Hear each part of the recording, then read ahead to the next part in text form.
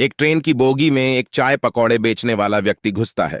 उसके बाद वहां उस बोगी में अपने चाय और पकौड़े बेचता है और बेचने के बाद दूसरी बोगी में जाने लगता है। लेकिन तभी अचानक से उसके पीछे उसी बोगी में से एक लड़की, जिसने अपने चेहरे को कपड़े से कवर कर रखा है, और वह उसके पीछे पीछे चलने लगती है। व्यक्ति को यह बात महसूस हो जाती है कि लड़की उसका पीछा कर रही है, और जैसे वह दूसरी बोगी में जाने वाला होता है तो बीच की जो जगह होती है वहां पर रुककर वह पीछे मुड़कर उस लड़की से कहने लगता है, देखिए मैडम, आप मेरा पीछा क्यों कर रही हो? अब इसके बाद वह लड़की अपने चेहरे से उस कपड़े को हटाती है, और जैसे ही वह अपने चेहरे से कपड़ा हटाती है तो एकदम से वह व्यक्ति उसके पैर पकड़कर फूट फूट कर रोने लगता है और उससे माफी मांगने लगता है। कौन थी वह लड़की और किस वजह से उसका पीछा कर रही थी, और यह पकोड़े बेचने वाला उससे माफी क्यों मांग रहा था? पूरी सच्चाई के बारे में जानने के लिए वीडियो को अंत तक जरूर देखें। उत्तर प्रदेश के लखनऊ में एक संदीप नाम का लड़का रहा करता है। संदीप, जिसके घर में उसके माता पिता हैं और कोई उसका भाई बहन नहीं है, यानी कि वह अपने माता पिता की इकलौती संतान है। संदीप के पिता का अच्छा सा बिजनेस है। इस बिजनेस से वह अच्छे खासे पैसे कमाया करते हैं। उन्होंने अपने बच्चे को लाड़ चाव से पाल पोस कर बड़ा किया है और उसकी हर छोटी मोटी ख्वाहिशों को पूरा किया करते हैं। संदीप फिलहाल ग्रेजुएशन कर चुका है और ग्रेजुएशन करने के बाद अब उसके माता पिता उसके लिए लड़की ढूंढते हैं। ढूंढने से एक लड़की उन्हें मिल भी जाती है, जो लखनऊ से लगभग 60 किलोमीटर दूर के गांव की रहने वाली थी, और वह ग्रेजुएशन कर चुकी थी।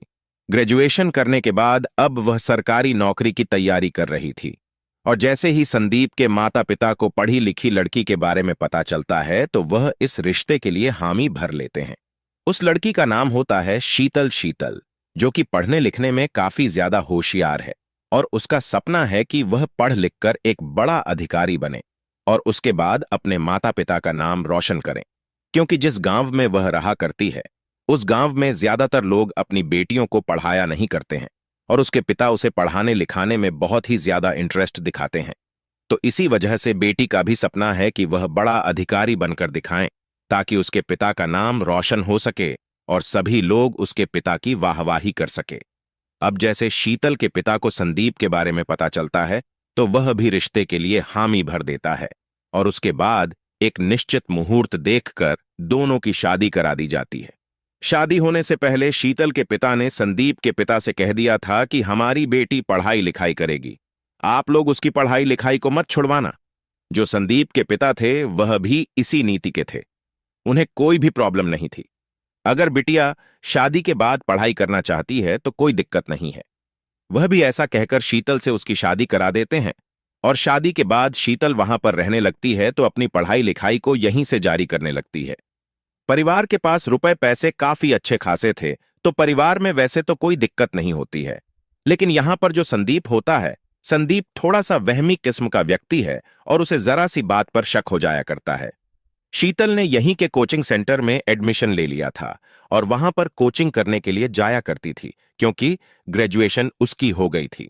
अब तो उसे एक बड़ा अधिकारी बनना है और उसके लिए उसे टेस्ट देना है।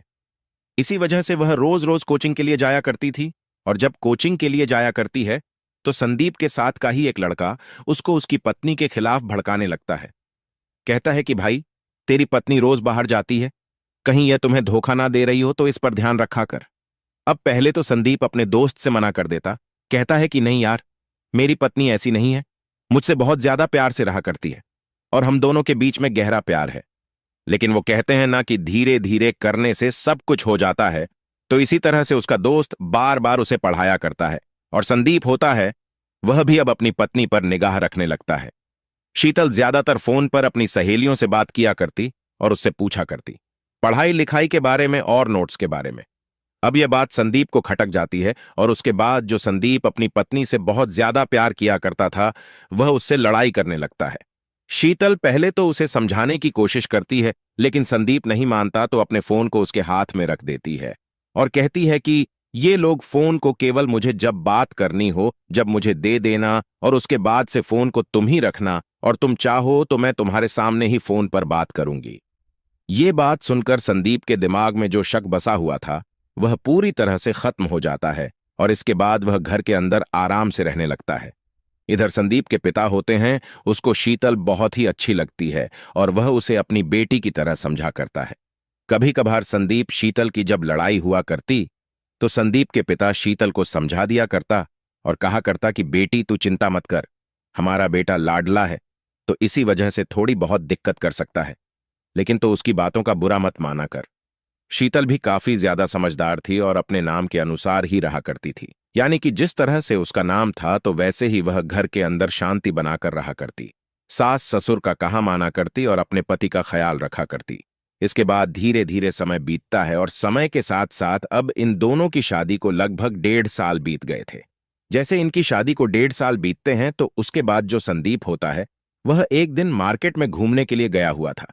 इधर जो शीतल होती है वह अपने कोचिंग सेंटर से निकलती है और उसी दौरान उसी कोचिंग सेंटर का एक लड़का शीतल से बात कर रहा था और शीतल भी उससे हंस हंसकर बात कर रही थी। यह सब कुछ देखकर संदीप है वह एकदम से इस बात का गलत मतलब निकाल लेता है और इसके बाद उसे अपनी पत्नी पर गुस्सा आने लगता है। वह अपनी पत्नी की तरफ बढ़ता है, लेकिन इतनी ही देर में वह ऑटो में बैठकर वहां से जा चुकी थी और संदीप फिलहाल पैदल था क्योंकि उसकी बाइक को उसका दोस्त लेकर गया था। इसके बाद संदीप को यह बात बड़ी बुरी लगती है और जैसे ही वह अपने घर पहुंचता है और अपनी पत्नी को देखता है तो एकदम से उसकी आंखों में खून खौल उठता है और उसे तरह तरह की बातें कहने लगता है। जब शीतल ये बात सुनती है कि उसका पति उसके कैरेक्टर पर दाग लगा रहा है और कह रहा है कि उसने उसे अपनी आंखों से देखा है, तो इसके बाद पहले तो उसे समझाने की कोशिश करती है, लेकिन संदीप किसी की भी सुनने के लिए तैयार नहीं था। तो वह कह देती है कि देखो, यह खामखा की बातें करना बंद करो और तुम जो कुछ भी कह रहे हो वह बहुत ही गलत है। संदीप को इस बात को सुनकर और भी ज्यादा गुस्सा आ जाता है और उसके बाद जो संदीप होता है वह शीतल पर हाथ उठा देता है।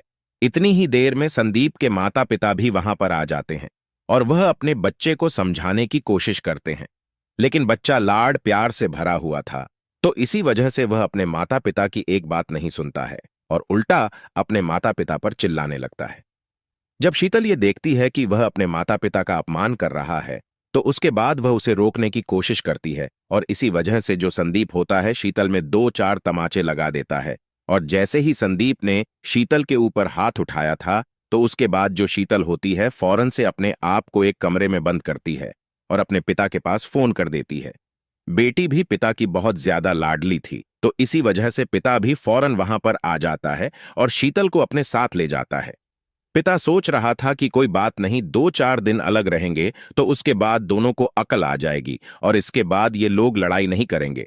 लेकिन वहां पर जाने के बाद जो बेटी होती है उसे इस बात का बड़ा ही गुस्सा था और वह एकदम से अपने पिता से कह देती है, पिताजी अब उस घर में मैं बिल्कुल भी लौट कर नहीं जाऊंगी। जब पिता इस बात को सुनता है तो उसे बड़ा धक्का सा लगता है और वह कहने लगता है, बेटी तू ये क्या कह रही है? घर के अंदर लड़ाइयां हर घर में हो जाया करती हैं, तो इसमें कौन सी बड़ी बात हो गई? तुम्हारे में भी हो गई तो वो कहने लगी कि पिताजी लड़ाई की कोई बात नहीं है, लड़ाई तो हमारे पिछले 1.5 साल से हो रही है, लेकिन कभी भी मैंने आपको इस बात के बारे में पता नहीं चलने दिया। इस बार उसने मेरे कैरेक्टर पर उंगली उठाई है और कहा है कि मैंने तुम्हें अपनी आंखों से देखा है। जब मैं ऐसी हुई नहीं तो वह मुझ में पर उंगली कैसे उठा सकता है? मैं उस घर में बिल्कुल भी नहीं जाऊंगी, चाहे आप कितना भी जोर लगा लो, लेकिन मैं बिल्कुल भी उस घर में कदम नहीं रखूंगी।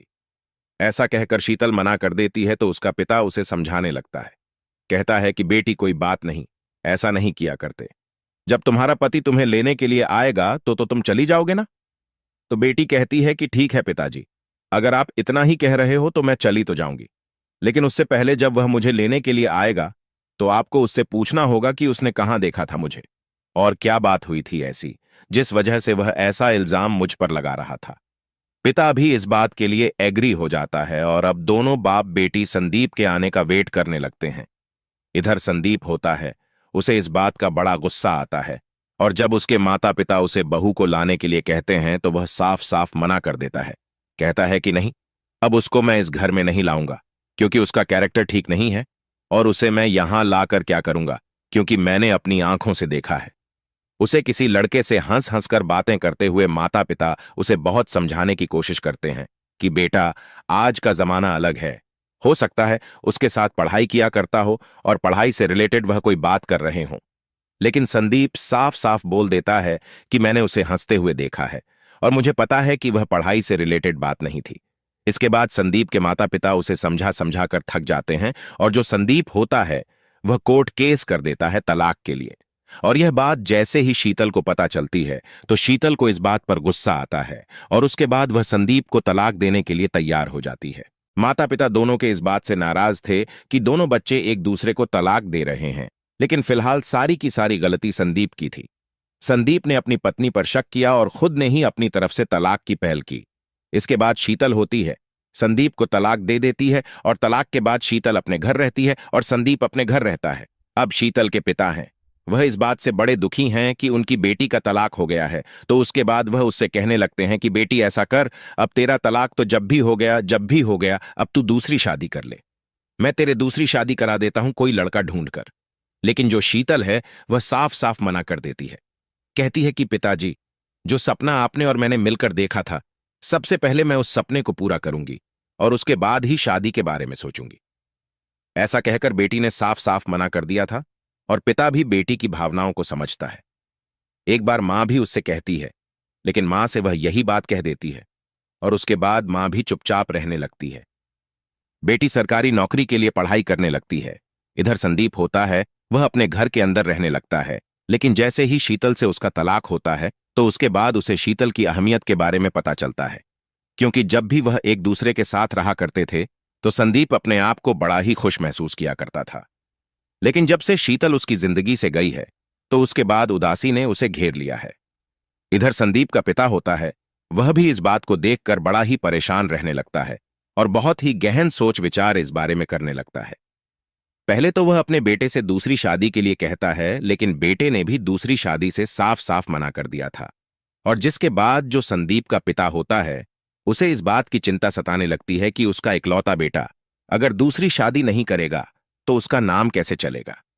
यही बात सोचकर वह धीरे धीरे बीमार होने लगता है और बीमारी के चलते वह पूरी तरह से बिस्तर में टूट चुका था। जब वह पूरी तरह से बिस्तर में टिक जाता है और उसका अंतिम समय होता है तो एक दिन वह अपने बेटे संदीप को अपने पास बुलाता है और उससे बैठकर बातें करने लगता है। कहता है कि बेटा, अब मेरे पास ज्यादा समय नहीं है और मैं जाते जाते तुमसे एक बात दिल की शेयर करना चाहता हूं। इसके बाद संदीप होता है, वह भी अपने पिता के ऐसे पलों को देखकर थोड़ा सा भावुक हो जाता है और उसका हाथ पकड़कर वहीं पर बैठ जाता है। तो पिता उससे कहता है कि बेटा, मैंने अपनी जिंदगी जी है और मैंने बिजनेस करने के लिए बहुत सारे लोगों को देखा है। इसी तरह से मैं पक्के विश्वास के साथ कह सकता हूं कि तू जो अपनी पत्नी पर इल्जाम लगा रहा था वह बिल्कुल ही बेबुनियाद था और ऐसा बिल्कुल भी नहीं हो सकता। ऐसी बातें संदीप के पिता ने संदीप से पहले भी कई बार कही थीं, लेकिन आज जो उसने बातें की थीं उन बातों को संदीप अच्छी तरह से सुनता है और पहले इन बातों को ऐसे टाल दिया करता था। इसके बाद संदीप का पिता कहता है कि बेटा, तूने अपनी ही जिंदगी को अपने हाथों से बर्बाद कर लिया है और मैं भी इस दुनिया को छोड़कर जा रहा हूं, तो पीछे से अपना ख्याल रखना और अपनी जिंदगी को एक नए सिरे से शुरू करना, ऐसा वह कह देता है। और इस बात को सुनकर संदीप के आंखों से आंसू निकलने लगते हैं और वह अपने पिता के गले लगकर फूट फूट कर रोने लगता है। इसके बाद उसके पिता की तबीयत और भी ज्यादा खराब होने लगती है और खराब होते होते एक दिन वह इस दुनिया को छोड़कर चले जाते हैं। अब संदीप के पिता की मौत हो जाती है तो उसके बाद संदीप को अपने पिता के वो आखिरी शब्द बार बार घूमने लगते हैं उसके दिमाग में और वह सोचने लगता है कि अगर पिताजी इतने विश्वास से कह रहे थे तो एक बार इसकी तहकीकात कर लेनी चाहिए। इसके बाद संदीप होता है, अपनी पत्नी के उस इंस्टीट्यूट में जाकर अच्छी तरह से इस बारे में तहकीकात करता है और तहकीकात के दौरान उसके सामने रिजल्ट निकलता है कि उसकी पत्नी जो शीतल थी वो बिल्कुल भी कैरेक्टरलेस नहीं थी और वह तो सभी के साथ भैया का रिश्ता यहीं पर रखा करती थी। ये बात सुनकर संदीप को अपनी हरकतों पर बहुत ही ज्यादा शर्मिंदगी महसूस होती है और इसके बाद वह शीतल से माफी मांगना चाहता है, लेकिन उसकी हिम्मत नहीं होती है कि वह उसके मायके में जाए और उससे वहां पर जाकर माफी मांगे, क्योंकि उसने एक ऐसा इल्जाम उसके ऊपर लगा दिया था जिसके बारे में शीतल को शक भी नहीं सोच सकती थी। इसके बाद वह अपने घर आता है और अपनी मां के गले लगकर फूट फूट कर रोने लगता है। मां उससे पूछती है कि बेटा, क्या हुआ, तुम इस तरह से क्यों रो रहे हो?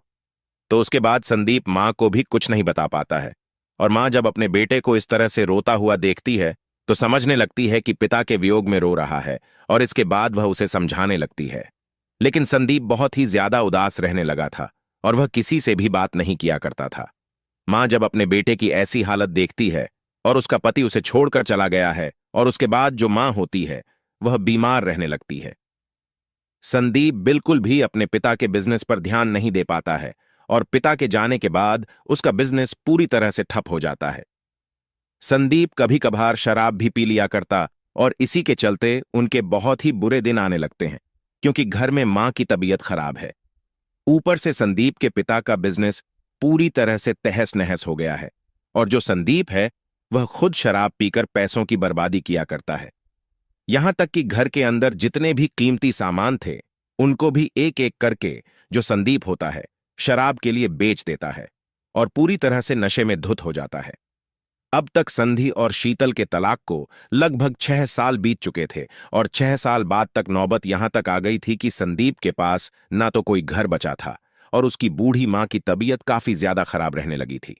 एक दिन शाम को जब संदीप शराब पीकर आता है तो उसके बाद उसकी जो मां होती है वह अपने बेटे की तरफ देखती है और फूट फूट कर रोने लगती है।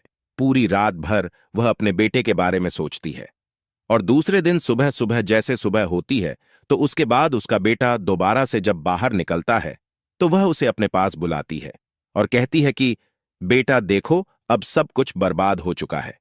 और जैसे उसके पिता ने उसका हाथ पकड़ा था उसी तरह से हाथ पकड़कर उससे बात करने लगती है और कहती है कि बेटा, अब मेरे पास भी ज्यादा समय नहीं है, क्योंकि मेरी तबीयत भी खराब रहा करती है और सब कुछ बर्बाद हो चुका है।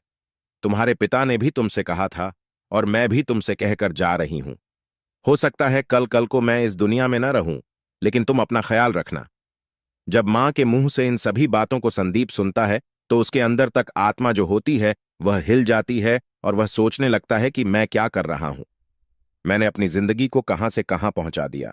इसके बाद संदीप होता है अपनी मां के गले लगता है और कहता है कि मां तू चिंता मत कर, मैं हूं ना, मैं तुम्हें कुछ भी नहीं होने दूंगा। संदीप ऐसा कहकर आज से बिल्कुल भी शराब को हाथ नहीं लगाता है और वह इधर उधर रोजगार ढूंढने लगता है। ढूंढते ढूंढते वह यहाँ के रेलवे स्टेशन पर चला जाता है और जब रेलवे स्टेशन पर वह चाय वालों को देखता है जो कि फेरी लगा रहे थे और कुछ समोसे वालों को देखता है जो कि फेरी लगा रहे थे, तो उसके दिमाग में भी एक बिजनेस आइडिया आता है। उसके बाद वह अपने घर जाता है और घर जाकर अपनी मां से इस बारे में बात करता है। इसके बाद जब उसकी मां इस बात को सुनती है तो पहले तो थोड़ी देर इस बात पर सोच विचार करती है और फिर देखती है कि उसका बेटा खुद से अपना बिजनेस करना चाहता है, तो इसके बाद वह भी हामी भर लेती है।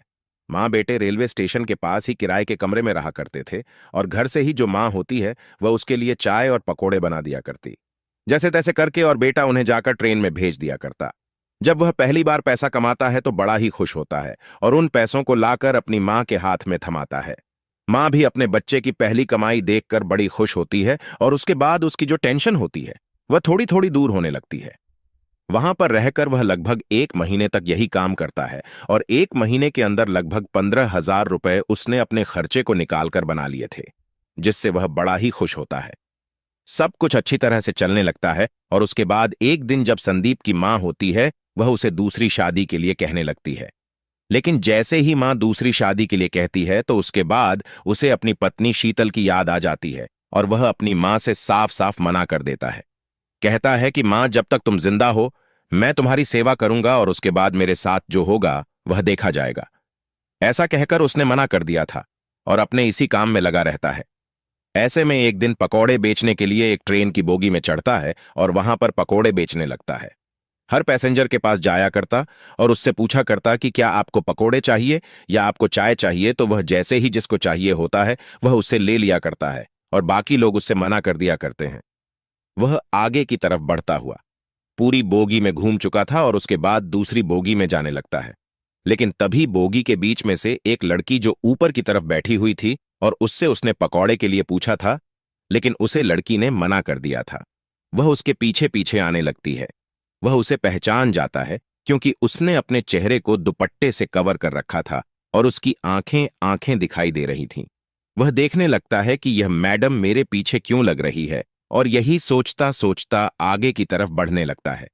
जैसे ही दोनों बोगियों के बीच की खाली जगह आती है तो वहां पर जाकर संदीप एकदम से रुक जाता है और पीछे की तरफ देखने लगता है। इधर जो लड़की उसका पीछा कर रही थी वह वहां तक भी आ जाती है और जैसे ही वह वहां पर आती है तो एकदम से संदीप से रहा नहीं जाता। वह उससे पूछ लेता है कि मैडम, आप कौन हो और मेरा पीछा क्यों कर रही हो। इसके बाद वह लड़की उसके पीछे आ रही थी। वह एकदम से अपने चेहरे से दुपट्टा हटाती है और जैसे ही संदीप उसका चेहरा देखता है तो एकदम से उसकी आंखें नम हो जाती हैं। सामने जो लड़की थी वह और कोई नहीं, वही शीतल थी जिसको उसने गलत इल्जाम लगाकर उसे तलाक दे दिया था। और जैसे ही वह उसे देखता है तो एकदम से उसके पैर पकड़कर रो रो कर उससे माफी मांगने लगता है। जब शीतल देखती है कि वह संदीप, जो काफी ज्यादा घमंड में रहा करता था, वह उसके पैर पकड़कर उससे माफी मांग रहा है, तो उसके बाद वह उसे उठाती है और पूछने लगती है कि संदीप, ऐसा क्या हुआ जो तुम मुझसे आज माफी मांग रहे हो। तो उसके बाद संदीप पहले तो उसे कहता है कि पहले तुम यह बताओ, क्या तुमने मुझे माफ किया या नहीं किया। तो शीतल थोड़ी देर तक सोच विचार करके उसे माफ कर देती है। कहती है कि हाँ, मैंने तो तुम्हें कब का माफ कर दिया, लेकिन ऐसा क्या हुआ जो तुम्हें यहां पर पकोड़े और चाय बेचनी पड़ रही है। इस बात को सुनकर जो संदीप होता है वह अपनी अब तक की पूरी कहानी उसे बता देता है कि उसके पिता की भी मौत हो चुकी है और उसे घर में कुछ भी नहीं बचा है और वह मां बेटे यहां पर किराए के कमरे में रहा करते हैं। यह सब बातें जैसे ही शीतल सुनती है तो एकदम से उसकी आंखें फटी की फटी रह जाती हैं, क्योंकि इनके पास काफी अच्छा घर था, अच्छा खासा बिजनेस था।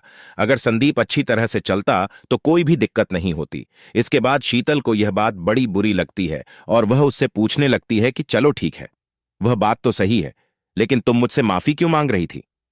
तो वह शीतल को बताता है कि दरअसल मेरे पिता की मौत हुई थी, तो उसके बाद उन्होंने कहा था कि बेटा, इस पर जांच पड़ताल करो। मेरे हिसाब से तुम्हारी पत्नी बिल्कुल भी ऐसी नहीं हो सकती, और जब मैंने जाकर इसकी अच्छी तरह से जांच पड़ताल की थी तो मुझे पता चला कि वह तुम्हारा दोस्त था, लेकिन मैंने तुम्हारे साथ बहुत गलत किया और तुम्हारी एक भी नहीं सुनी।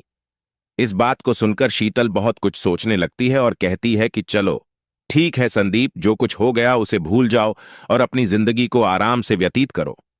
ऐसा कहकर शीतल वहां से जाने लगती है, लेकिन वह संदीप के बारे में बहुत कुछ सोच रही थी।